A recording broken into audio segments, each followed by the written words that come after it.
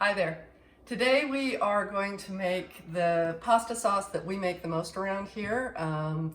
It is really simple. We always have the ingredients on hand. It doesn't take too long and it tastes amazing. I'm super picky about tomato sauces. In fact, I often, if we're going out for dinner, I won't order a pizza or pasta with a tomato sauce because generally speaking, I don't like them.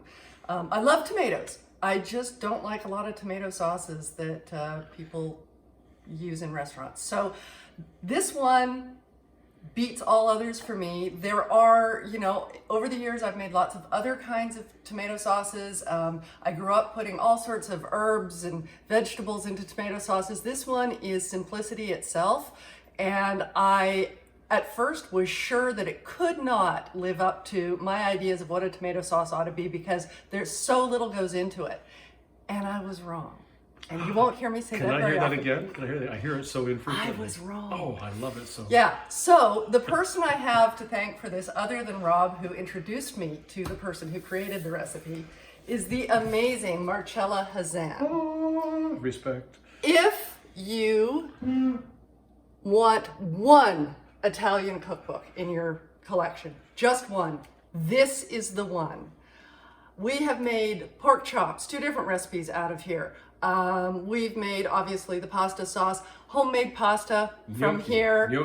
Gnocchi from here. Ossobuco. I was going to say ossobuco from here. She is the goddess. She is the Italian food goddess. She is unfortunately no longer with us, but the book remains, and I highly recommend that you grab it. Occasionally you can get it at a secondhand store because some foolish person thought they didn't need it in their collection or had never actually opened it. Go get yourself a copy and let's make tomato sauce. Now, this is not a substitute for something like a Sunday gravy, which is a tomato sauce that has meat cooked in it all day long and that sort of thing. This actually is a vegetarian tomato sauce. It's not vegan because it has butter in it, and the butter is super important. But, could you use a vegan butter? I don't know. I've never tried, but you could. Give it a go. If you're vegan, you never know. It might be great. So we have 3 ingredients. That's it. So a can of tomatoes, preferably organic in a non-BPA lined can. These are excellent tomatoes, not that I'm endorsing this particular brand. If you have fresh tomatoes, you could use them, but you'd want to peel them first because the canned ones have been peeled. We also have butter. This is unsalted butter. Always. And this is, her recipe calls for 5 tablespoons. I don't know about you, I can't stand trying to measure out tablespoons worth of butter. So what I do is I go to a handy butter converter online and I plug in 5 tablespoons and it tells me, guess what? 5 tablespoons is 71 grams. And I always have a scale here and I prefer to use a scale anyway. So this is 71 grams or 5 tablespoons of unsalted butter. 2 onions, raw. That makes a great shot, actually. Does it? Awesome. So what we're going to do is we're going to start by cutting the onions in half along the equator. Now, inquiring minds want to know, why do you cut them along the equator and not in half the other way, Laura? If you cut them this way, they're more likely to fall apart. If you cut them this way, they hold their shape. And for this recipe, that's what we want.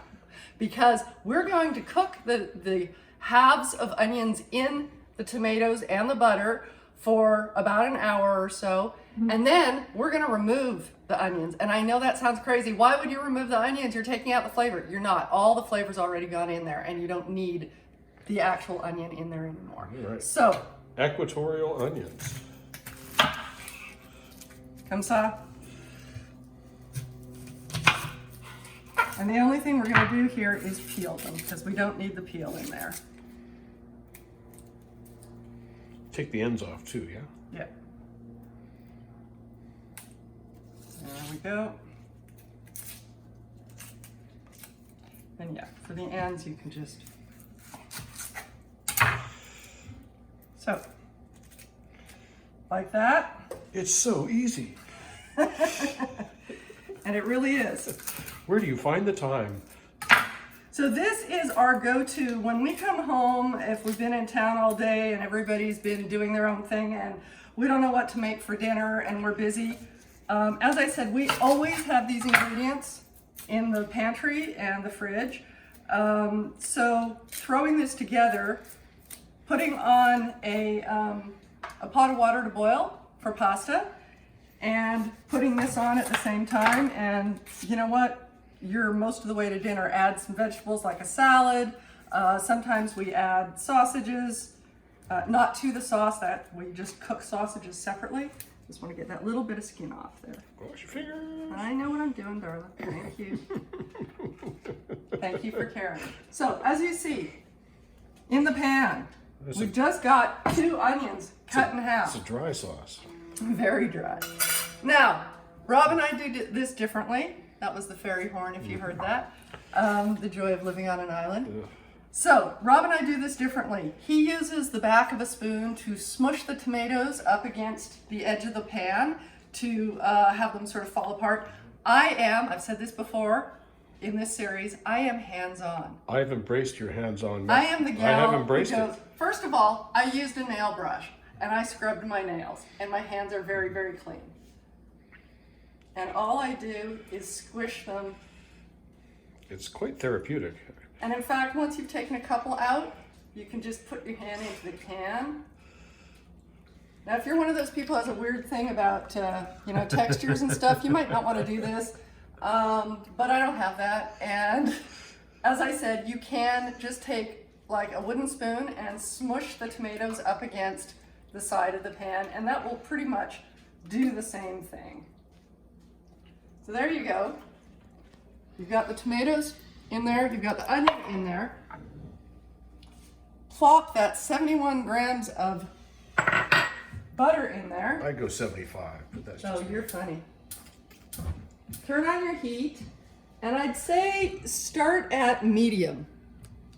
When it starts bubbling up and stuff, you can turn it down, but start it at medium. What will happen is it'll bring the tomatoes up to temperature. The butter will melt. You can give it a bit of a stir. I don't put my hands in at that point. I actually use a spoon because that's hot. Give it a stir, and then turn it down and have it sort of simmer for about an hour. And you'll see that it reduces quite a bit. The moisture. Do you cover it? No, actually, I leave it uncovered, and the moisture that's the liquid of the tomatoes evaporates out, and the water that's in the butter, I guess, as well, evaporates out, and you end up getting a thick sauce. And so what we'll do is we're going to leave that there, and I'm going to come back in about an hour, and we're going to show you what it looks like then, and we're going to take those onions out. See you in a bit. So we're back, and it's actually been longer than an hour. It's an hour and a half, even verging on 2 hours. Rob and I went back and forth on, shouldn't take 2 hours. So I think the flame was a little low initially, and if you want to speed it up, you can put a lid on. But I like to leave the lid off mostly because it helps to evaporate out any of the moisture. As you can see, it's quite a bit thicker, but you also want it to be translucent, and having the lid on helps with that. So you can kind of do a little of both. Maybe lid off for a while, followed by putting the lid on. So all we're gonna do, what you can see is how much thicker this is, right? It's almost like a paste. It's unctuous.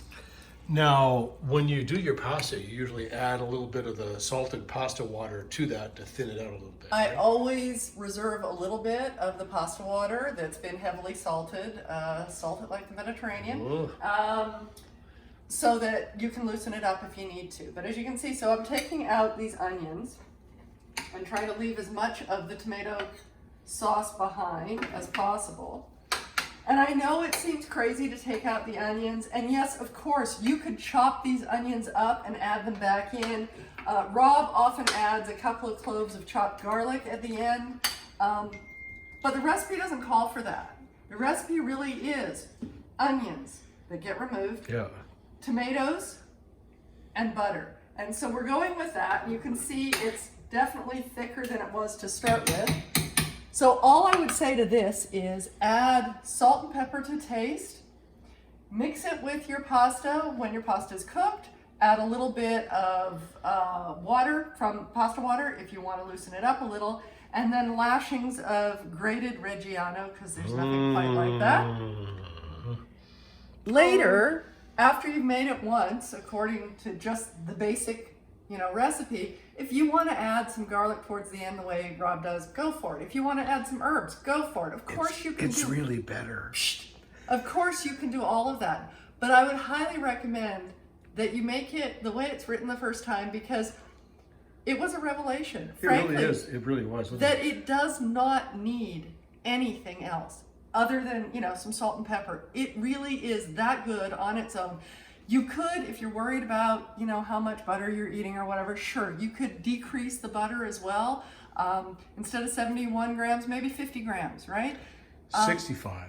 But this is going to feed 6 to 8 people. So I'm thinking, 5 tablespoons of butter is not outrageous for 8 people. So I'm not going to put garlic in this time, because I'm about to fry up. I've got some garlic here, some olive oil, and this is kohlrabi and arugula from the garden. And I'm just going to melt those together with some olive oil and some garlic to make a nice veg dish to go alongside our pasta. And Rob's making some chicken on the grill, and we have an amazing meal. So I hope you try to make this, because really it's that simple. And like I said, if you want to, one of our boys likes to eat the onions just like this. You can chop them up and put them on the side. You can chop them up and put them in. You can put them in the compost, because most of the flavor's out of there already. They've done their duty. They have. You can do all sorts of things with them if you don't want to throw them out. They're still tasty. So you do you, but take them out of the sauce, because this is how you make the easiest, most glorious real food tomato sauce from Marcella Hazan.